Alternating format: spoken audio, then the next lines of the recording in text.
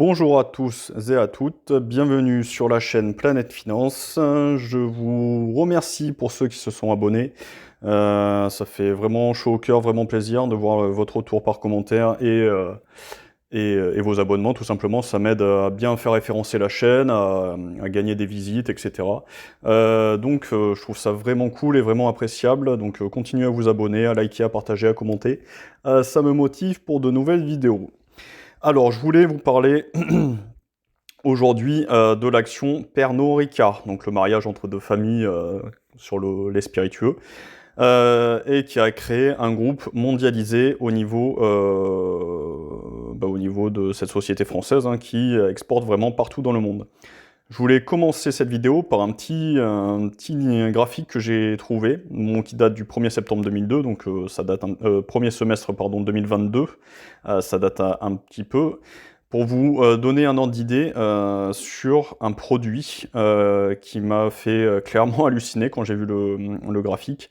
C'est que la bouteille d'1 litre de Ricard rapporte plus et est plus vendue que des bouteilles, des packs de cristalline. Donc ça m'a clairement fait halluciner et rigoler en voyant ça.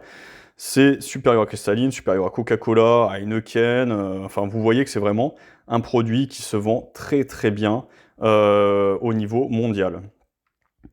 Ensuite, on a un deuxième graphique, et ça c'est intéressant dans le contexte où on se trouve actuellement, où on est brassé tous les jours par des nouvelles sur l'intelligence artificielle, etc. Donc c'est un graphique que je vous ai dégoté, et il regroupe en fait le top 25 des groupes du CPG, les mieux armés en matière de compétences data et d'intelligence artificielle. Vous voyez qu'au niveau des groupes français, on a des leaders par sous-secteur, donc pour la beauté, il y a L'Oréal, et pour les boissons, c'est clairement la marque Pernod Ricard qui arrive en tête. Et au niveau de ces sociétés, donc vous voyez qu'en premier, il y a Nike qui occupe le haut du classement, Gérard Mills qui occupe la deuxième place, Procter & Gamble la troisième. Ensuite, après, on a notre action Pernod Ricard. Donc c'est vraiment un groupe qui va faire appel à la compétence data, à l'intelligence artificielle pour optimiser ses ventes. Et c'est vraiment quelque chose qui me paraît important dans le contexte actuel où vous voyez qu'il y a la guerre avec la Chine au niveau des taxes commerciales, on va le voir après, mais hier il y a eu une nouvelle comme quoi l'Europe allait augmenter sa taxation sur les véhicules électriques chinois, donc il passerait de 10% à 30%. Et en parallèle, la Chine va répliquer, ou a déjà répliqué pour une part, sur les spiritueux français, qui est une grosse part du groupe Pernod Ricard. Mais ce que je voulais vous montrer, c'est que malgré ces mauvaises nouvelles et un cours qui a été divisé par deux, on le verra dans l'analyse graphique, on a quand même un groupe qui est d'une part mondialisé, il n'y a pas l'ensemble de ses ventes qui se fait en Chine, et en plus qui est axé sur l'intelligence artificielle pour lui donner une avance au niveau de ses ventes. Et on le sait très bien, plus il y a de ventes, plus il y a de chiffre d'affaires, plus il y a de bénéfices nets, et concrètement, ça lui permet d'avoir une avance sur ses concurrents. Par exemple, on peut citer Rémi Cointreau. Eux sont mieux armés par leur analyse IA. Hop, pour le document d'enregistrement universel, donc c'est le rapport 2023-2024 de la société Pernod Ricard. Donc je vous le mettrai, j'essaierai de vous le mettre en lien ou en pièce jointe au niveau de la vidéo, si ça vous intéresse de feuilleter ce document. Donc voilà, il y a un message du PDG, Pernod. Donc on va pas tout lire, hein. Nous ce qui va nous intéresser, c'est quelques parties de ce document. Présentation du groupe, voilà, quelque chose qui peut nous intéresser. Donc vous voyez que c'est le numéro 1 mondial premium internationaux, donc au niveau des spiritueux. Il distribue ses marques dans plus de 160 pays, donc quasiment l'ensemble de la planète. Il y a plus de 19 000 collaborateurs. On a des chiffres d'affaires donc voilà, qui sont plutôt équilibrés. En Amérique, on est quand même à 3 milliards, un peu plus de 3 milliards d'euros. En Europe, on est aussi un peu plus de 3 milliards d'euros. Et Asie, reste du monde, on est à presque 5 milliards d'euros. Donc effectivement, l'Asie et donc la Chine pèsent pour une partie importante des revenus de Pernod Ricard. Mais c'est pas les seuls. L'Asie, il y a quand même d'autres pays qui vont pas impacter les ventes de Pernod Ricard avec les droits de douane. Donc vous voyez le chiffre d'affaires du groupe, donc la croissance qui diminue, le résultat net du groupe qui a baissé de moins 35%, donc effectivement ça a un impact sur les cours boursiers. En revanche, vous voyez qu'il y a une croissance organique qui est légèrement supérieure, 1,5%, une croissance faciale qui diminue, un BPA donc, qui est quand même assez impressionnant malgré une baisse, etc., etc. Donc vous voyez que c'est quand même un groupe qui est, selon moi, plutôt solide. Donc vous avez les terroirs collaborateurs, donc vous voyez qu'il y a quand même, c'est un document qui est très riche, beaucoup de graphes, de stats, des choses très intéressantes, et je vous le mettrai en pièce jointe, voilà, pour que vous puissiez voir exactement ce dont il en retourne. On va pas faire l'ensemble du document ici, donc vous voyez qu'il y a quand même plus de 240 marques sous le portefeuille Pernod Ricard, donc c'est quand même une entreprise qui est vraiment très diversifiée. Donc vous voyez que vous avez la part du chiffre d'affaires selon les spiritueux, ce qu'il y a, les spécialités, vous avez les vins stratégiques. Donc vous voyez qu'effectivement, le secteur baisse en ce moment. Cependant, marque stratégique locale, on a une augmentation. Donc ça, on est sur l'année encore avant, 2022-2023. Donc la présence géographique, vous voyez qu'il y a quand même une résilience, il y a quand même une croissance sur le long terme de l'évolution au niveau des spiritueux dans le monde. Là, vous avez le positionnement concurrentiel, etc. Vous avez vraiment, ce document, c'est entre guillemets une petite pépite du concentré du savoir-faire de Pernod Ricard. 94 sites de production dans 24 pays à travers le monde. C'est quelque chose, c'est vraiment un groupe voilà, qui est intéressant, un groupe innovant, donc on ne va pas en reparler, mais on a vu la notion d'intelligence artificielle qui était au cœur de la société. Donc vous voyez le conseil, composition conseil d'administration, bon ça concrètement c'est pas ce qui nous intéresse le plus. Hein. Nous on veut des données, on veut du chiffre, on veut des choses qui se mesurent et qui sont mesurables à travers le temps, donc vous avez la gouvernance de l'entreprise, etc. Bon, on passe, il y a vraiment de quoi faire. Dans ce document, comme je vous ai dit, je verrai pour vous le mettre en page, que vous puissiez y avoir accès. Je l'ai cherché pendant quelques temps avant de le trouver. Donc ça, la rémunération des directeurs, enfin, il y a des choses qui ne vous intéressent pas ou peu dans ce document. Vous voyez que c'est quand même très détaillé. Donc vous voyez également au niveau mondial, les scénarios. C'est vraiment une société qui, selon moi, est projetée vers l'avenir et va essayer d'anticiper tout ce qui pourrait lui arriver. Donc vous voyez là, figure 5, évolution des rendements des cultures agricoles par terroir entre 2021 et 2040. Donc ils sont vraiment dans la projection, et je pense, comme on l'a vu, que l'intelligence artificielle jouera forcément un rôle dans le développement de ce groupe, qui est, je le rappelle, numéro 1 mondial au niveau des spiritueux. C'est vraiment un groupe qui a les épaules solides, et qui, pour moi, malgré le contexte actuel, malgré le fait que les Chinois augmentent leurs droits de douane, c'est un groupe qui, pour moi, d'une part, distribue également un dividende assez intéressant au niveau de Pernod Ricard. Alors, Pernod... Hop. Donc, Pernod Ricard, hop, vous voyez qu'il y a le dividende qui est détaché 2 fois. Donc on a en juillet, en novembre, donc dividende versé sans interruption depuis 34 ans, qui n'a pas diminué depuis 4 ans, et qu'on voit qu'il y a une croissance sur 10 ans qui est très rapide, un rendement annualisé autour des 4%, donc ce qui est quand même correct.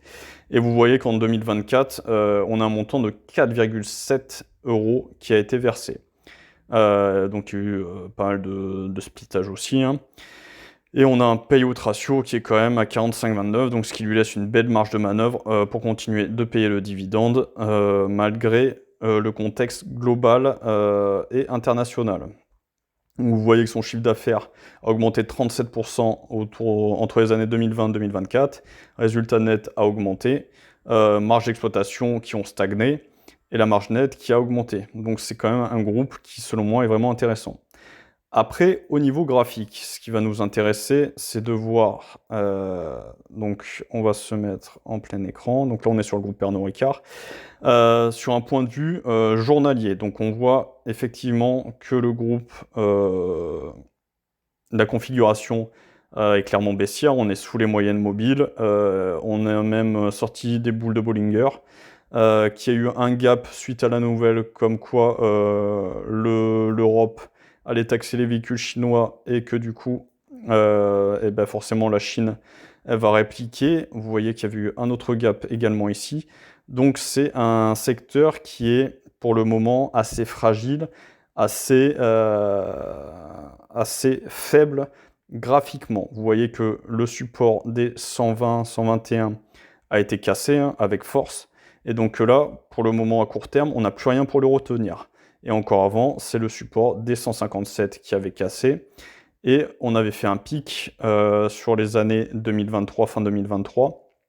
Et vous voyez que pour l'instant, eh ben, l'action, elle est vraiment en train de perdre pas mal de sa valeur. On a perdu 43% de la valeur depuis les plus hauts. Ok. Après, ce qui nous intéresse un peu plus, c'est le long terme. Donc on va passer sur une vue mensuelle. Et sur une vue mensuelle, qu'est-ce qu'on voit? Donc on voit déjà que le groupe est coté depuis un moment et que concrètement, on peut tracer ce que je vous ai tracé là. Donc ça a dû bouger légèrement avec hop, le dividende. Ok. Donc là, en mensuel, on est sous les moyennes mobiles qui ont croisé à la baisse. On est... ça doit être la MM200, si je vous dis pas, MM150, non, j'ai mis jusqu'à 150. Donc on a cassé la MM150, moyenne mobile 150, et on est en train de casser ce support oblique qui date quand même de 2019, donc qui a été le sommet de 2019, qui a été cassé en 2021, qui a servi de support en 2024 au mois de juillet avec un rebond. Et là, on est en train, au cours de ce mois d'octobre, de recasser ce support. Donc concrètement, c'est un groupe qui m'intéresse. Je suis en train de regarder pour éventuellement prendre une position sur le groupe. J'en ai pas encore. Mais là, ce qu'on pouvait voir, d'une part, c'est que au niveau graphique, donc il y en a, j'ai eu un débat avec une personne, je ne sais pas s'il est abonné, pas abonné, mais bon, c'est pas le propos, mais que l'analyse technique servait à rien, etc. Cependant, moi, j'ai un avis divergent, hein, et en parlant de divergence, je considère que quand on a le RSI, hop, qui est de moins en moins fort, hein, là il est haut, là il fait un plus haut, mais plus bas que le précédent plus haut, alors qu'on a des cours de bourse qui font une augmentation en parallèle. Donc même si on la met comme ça, on peut considérer que c'est droit, alors que là, ça baisse fortement. Et si on prend les mèches, on est vraiment sur une très nette divergence. Et vous voyez que concrètement, une fois que le RSI a brisé les 50 à ce niveau, et bien concrètement, là, c'était ici, hein, si je vous dis pas de bêtises, hop, là, à ce niveau-là, vous voyez, grosse bougie rouge. Et là, concrètement, une fois que vous avez fait ça, vous avez l'analyse graphique qui vous dit qu'effectivement, il y a également un support ici. Donc vous avez d'une part un biseau ascendant, vous avez la divergence qui est au niveau du RSI, vous avez le RSI qui casse les 50, la bougie qui casse le support. Et bien regardez ce que vous apporte l'analyse technique. Vous avez le signal de vente ici. Et ben depuis le signal de vente, l'action a perdu 35%. Donc pour moi, c'est complètement stupide d'opposer analyse fondamentale, analyse technique. On a eu un marché morose au niveau des spiritueux, et ça s'est ressenti effectivement sur le bilan de la société. Et en même temps, vous aviez des signaux techniques qui disaient qu'il y avait un risque que le cours de bourse dévisse. Et qu'est-ce qui s'est passé? Le cours de bourse, il a dévissé. Alors, si on se projette un peu plus dans l'avenir, si on analyse, hop, à long terme, la société Pernod Ricard. Alors, hop, donc là, on est un peu décalé. On va pas manger tous les supports. Faire ça, essayer de faire ça, tracer ça correctement. C'est pas évident parce qu'il y a pas mal de mèches. Donc on peut considérer qu'on a cassé ce support oblique qui était très long terme. On voit au niveau des moyennes mobiles qu'on est effectivement sous les moyennes mobiles, qu'elles sont en train, enfin qu'elles ont croisé à la baisse ici, et que pour l'instant, il n'y a pas de signal d'achat. On se rapproche d'un potentiel support sur les 112, à voir s'il va tenir, s'il va faire une mèche. Là, on peut considérer, même si on ne prend pas les mèches, qu'il y a un support pile poil où est-ce que le cours est en train de s'arrêter. Donc vous voyez ici, le cours a fortement rebondi sur les 116. Ok.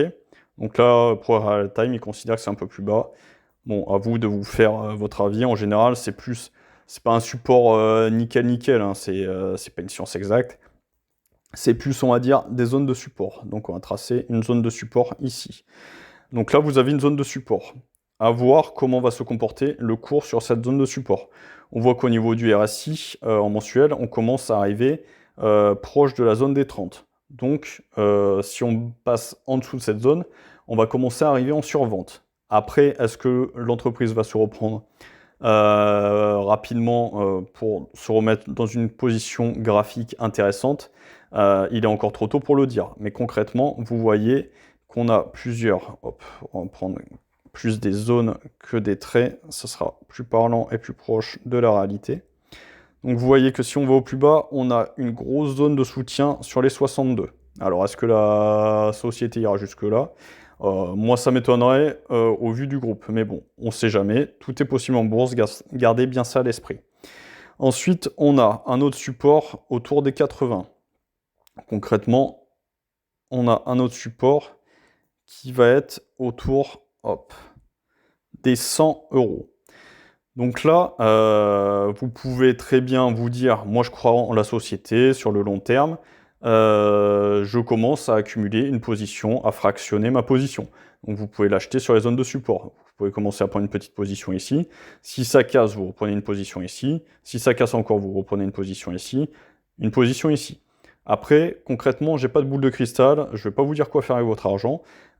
C'est juste une analyse graphique. Donc là, le support oblique a été cassé, on est d'accord. Ce qui est intéressant de tracer plus maintenant, c'est qu'on a, hop, pour moi, pardon, on va avoir cette notion d'oblique qui va entrer en jeu. Et je me prendrai position personnellement, je pense sur du long terme, que quand on aura cassé cette oblique. Alors, cette oblique, elle n'est pas prête d'être cassée tout de suite, je pense, parce qu'on arrive quand même, selon où on se positionne, sur du 2026. Donc sur 1 ou 2 ans, pour moi, Pernod Ricard, je vais plutôt rester à côté de la valeur, je vais la regarder, voir l'analyser. Parce que là, on vient, hop, juste, entre guillemets, ça fait 3-4 mois que les MM 20 et 50 ont croisé à la baisse, que le cours est sous les MM. Là, je pense qu'on peut avoir du rebond parce qu'effectivement, on est proche de la zone des 30. C'est possible que le cours fasse du yo-yo dans cette zone-là. Ensuite, pour ceux qui sont un peu plus pointus, entre guillemets, en analyse technique, je vous dirais que potentiellement à long terme, mais ça, on n'est pas du tout encore là, on peut avoir ce qu'on appelle une épaule, tête, et peut-être une autre épaule. Mais si on a cette configuration pardon, de tracé, ça veut dire qu'on reporte la hauteur de la tête. Donc on reporte la hauteur de la tête donc, que nous avons ici. Si ça casse, alors j'arrive pas à la sélectionner, hop. Si ça casse la ligne de coup, donc la ligne de coup c'est à ce niveau-là, donc il coïncide avec notre support. Techniquement, ça peut faire très très mal parce que, hop, on est censé reporter la ligne de coup à ce niveau-là. J'arrive pas à le faire, hop. Ah bah, de mieux en mieux. Plus ça va, plus ça va bas. à ce niveau-là. Donc ça donnerait quelque chose avec un cours de bourse qui irait chercher les 30 €. Donc les 30 € pour Pernod Ricard, ça me paraît très peu probable au vu du groupe. Mais encore une fois, tout est possible en bourse. Donc si cette figure venait à se valider, je resterai éloigné de Pernod Ricard et j'y toucherai pas avant un bon moment. Mais honnêtement, de mon simple avis, hein, je peux me tromper, je pense pas que on aura une épaule tête-épaule qui va se matérialiser avec une chute qui entraînerait l'action sur un niveau des 30 avec une perte de 85% de sa valeur. Au vu du groupe, du management, de la consommation des spiritueux dans le monde et des gains dégagés, je pense pas qu'on arrive à une épaule tête-épaule sur Pernod Ricard qui soit validé. Je pense qu'on n'ira pas jusque-là. Personnellement, voilà, ce qui va m'intéresser, c'est d'être plus simple dans l'analyse. Et comme je vous l'ai dit, une fois que cette oblique, hop, je vais essayer de la tracer un peu mieux. Je pense que c'est celui-là qui va être intéressant. Là, ça va faire du zigzag. Mais une fois que cette oblique tracée comme ceci et que le RSI repassera au-dessus des 50, je pense qu'on sera dans une configuration graphique sur Pernod Ricard qui sera intéressante d'acheter. Voilà, vidéo peut-être un peu plus longue que d'habitude. Action très belle, très beau groupe, avec un bon dividende qui peut être intéressant d'acheter, selon moi. Après, voilà, faites vos propres recherches sur le groupe, vos propres analyses. Je vais essayer de vous mettre le PDF en lien de la vidéo. N'hésitez pas à liker, à vous abonner. Merci beaucoup à ceux qui sont abonnés. N'hésitez pas à partager. Et je vous dis à plus pour une prochaine vidéo. Merci à tous. Ciao!